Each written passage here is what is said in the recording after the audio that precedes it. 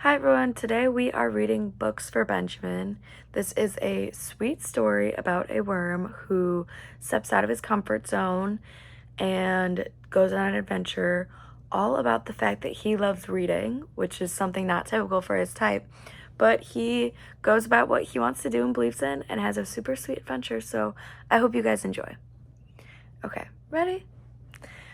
In the back lot of a grocery store lived a family of worms. They ate and burrowed their way through apples and peaches, cherries and plums, all the scraps that Mr. Green, the grocer, threw out. Sounds delicious. But not Benjamin. He would rather read about adventures in a giant peach than even eat one. "Who ever heard of a worm that reads?" said Digger, Benjamin's brother. He laughed so hard he fell from his perch on top of an apple core. "Reading can't be healthy," Winnoa Wormwood told her son. "You know, we worms only eat nice rotten things." "Sounds too clean to me," said Fernandad Wormwood, Benjamin's father.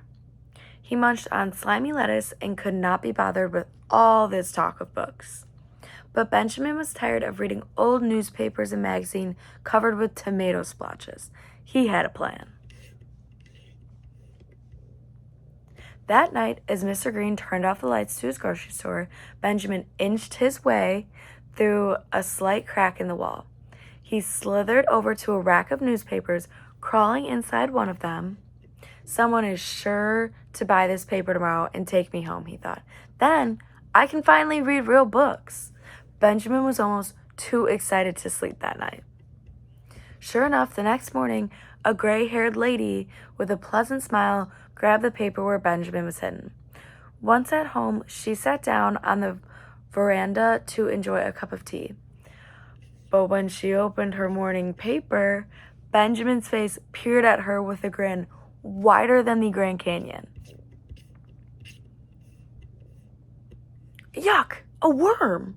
she shrieked. The next sound Benjamin heard was an enormous crash of a giant fly swatter. Benjamin's heart raced as he searched for a place to hide. Suddenly, a dark shadow loomed over him. Benjamin didn't dare to look. He just curled himself up like a little porcupine. Left, right, Benjamin bounced like a ping-pong ball between the cat's paws. Up in the air he flew. Snap! The mascot's beak narrowly missed Benjamin's tail.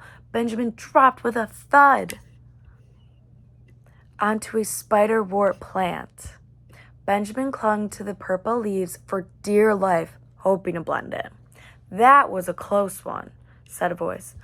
"Almost made into birdseed," said another. "Mrs. Thimble and her cat almost got you," said a third. In all his fright, Benjamin hadn't noticed all the other creatures around him. "Allow me to introduce myself. I am Whizbee," the dragonfly announced. "I am Dottie, the ladybug." "And I am Ginger," said the ant. "I don't mean to pry, but aren't you supposed to be digging around in dirt?" "Nice to meet you all. My name is Benjamin. I don't have much use for dirt. I'm interested in books." "Oh, do books taste better than old apples and mulch?" Dottie asked. "No, I don't want to eat the books," Benjamin explained. "I want to read them."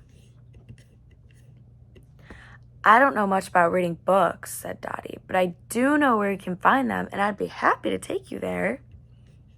"He's too big for you, my dear," Whizbee said, "but I can easily take him on my back, and you can carry Ginger on yours." So off the little group flew, off to the public library. Benjamin could not believe his luck. Books were all around him. He spent many happy days and weeks in the library, reading everything he could crawl himself into. Whizbee, Dottie, and Ginger would often visit to hear Benjamin read great stories to them. Everything from dinosaurs to dandelions to pirates to penguins. But one night, the lights of the library suddenly switched on. "Ah, so you're the culprit," said Miss Nicholas, the librarian. "Now I know where all those funny marks came from." "I'm sorry," replied Benjamin, withdrawing his tail from the inkwell. "I didn't mean to do any harm. It's just that you have so many books, so I marked the ones which I've read before." Wow, a worm that reads? Miss Nicholas exclaimed. And just how many have you read so far? She asked. Almost all of them. Some of them twice, Benjamin said. But now I really wish there were more books to read. I might just have the right place for you, Miss Nicholas said. No sooner she had spoken those words than Benjamin found himself, together with Miss Nicholas, on a train to Washington, D.C. Before long, they stood at the steps of the Library of Congress. This is the largest of all libraries, Miss Nicholas explained.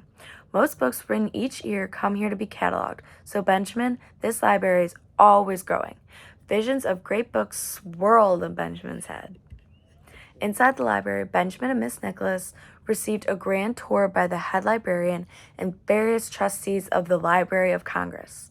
They were all eager to see this book-reading phenomenon named Benjamin. They watched in wonder as Benjamin breezed through several stacks of library's best collections, even the most difficult ones. "The worm's a genius!" they cheered. Benjamin's picture appeared in all the papers. They even showed him next to the President of the United States. Soon Benjamin became the most widely read person, make that a worm actually, in the whole world. For no book was allowed to be published without first being read and stamped by Benjamin. If you don't believe this story, just peek inside your books. You might find Benjamin there to read them too.